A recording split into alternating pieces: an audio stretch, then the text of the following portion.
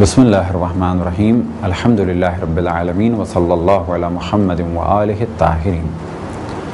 موضوع گفتگو احکام عقد نکاح، یعنی نکاح کے لیے جو عقد پڑھا جائے اس کا حکم کیا ہے۔ نکاح کے لیے چند احکام ہیں۔ صرف لڑکی یا لڑکے کا راضی ہو جانا کافی نہیں ہے، بلکہ ضروری ہے کہ عربی میں عقد کے صیغے جاری کیے جائیں۔ بعض مراجع الزام فرماتے ہیں کہ بہتر ہے کہ جس زبان کو سمجھنے والے افراد ہوں، یعنی میاں بیوی، تو اس زبان میں بھی احتیاطاً عقد کے صیغے کو جاری کیا جائے۔ اب یہ عقد کا صیغہ بیوی بھی جاری کر سکتی ہے اپنے لیے، اور شوہر قبول کر سکتا ہے اپنے لیے، لیکن بہتر ہے کہ بیوی کی جانب سے یعنی خاتون کی جانب سے ایک وکیل ہو اور ایک شوہر کی جانب سے یعنی مرد کی جانب سے ایک وکیل ہو۔ وکیل سے کیا مراد؟ وکیل سے یہ مراد یعنی خاتون کسی کو اجازت دیں کہ آپ میری جانب سے مجھے فلان شخص کے عقد میں لے آئیں۔ اسی طریقے سے مرد اجازت دے کہ آپ میری جانب سے عقد کو قبول کریں۔ اب یہاں پر توجہ رہے کہ میاں اور بیوی اس صورت میں اپنا عقد جاری کر سکتے ہیں کہ جب وہ مسائل شرعی سے آشنا ہوں۔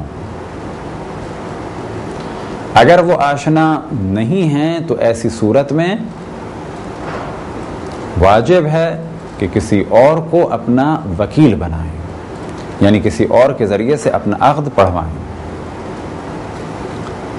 یہ بھی ممکن ہے کہ اگر عورت مسئلے مسائل سے آشنا ہے اور مرد مسئلے مسائل سے آشنا نہیں ہے تو عورت اپنی جانب سے صیغہ پڑھے اور مرد کی جانب سے کوئی وکیل ہو جو قبول کرے۔ اور یہ بھی ممکن ہے کہ مرد مسئلے مسائل سے آشنا ہو، خاتون کی جانب سے کوئی خاتون کا وکیل ہو، اور مرد کی جانب سے کوئی وکیل نہ ہو، وہ خود قبول کرے۔ اب 4 صورتیں تصور کی جا سکتی ہیں، جن میں سے پہلی یہ کہ دولہا اور دلہن خود اپنے عقد کے صیغے جاری کریں، بشرط یہ کہ مسئلے مسائل سے آشنا ہوں۔ دوسری صورت یہ کہ دولہا اور دلہن دونوں کی جانب سے وکیل ہوں اور وہ عقد کے صیغے جاری کریں۔ اب یہ وکیل ایک بھی ہو سکتا ہے دونوں کی جانب سے، اور 2 بھی ہو سکتے ہیں۔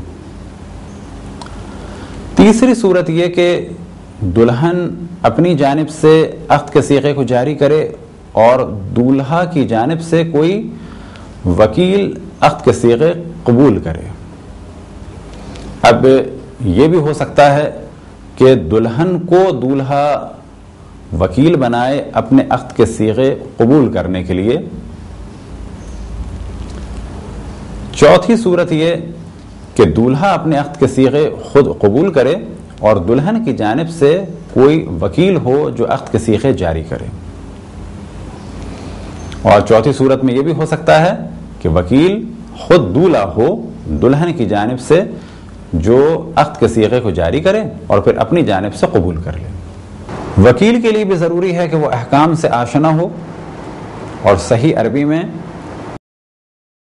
صیغوں کو جاری کرے اور متوجہ ہو کہ کیا کہہ رہا ہے، اور اس کا ارادہ ہو کہ میں اس وقت ان صیغوں کے ذریعے سے اس خاتون کو اس مرد کی زوجہ بنا رہا ہوں اور اس مرد کو اس خاتون کا شوہر بنا رہا ہوں۔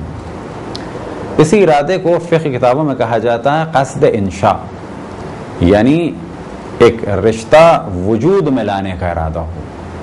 پس جب وکیل کہتا ہے انکحت موکلتی موکلک علی المہر المعلوم، یعنی میں اپنی موکلہ کو تمہارے وکیل کی زوجیت میں یا نکاح میں لے کے آتا ہوں.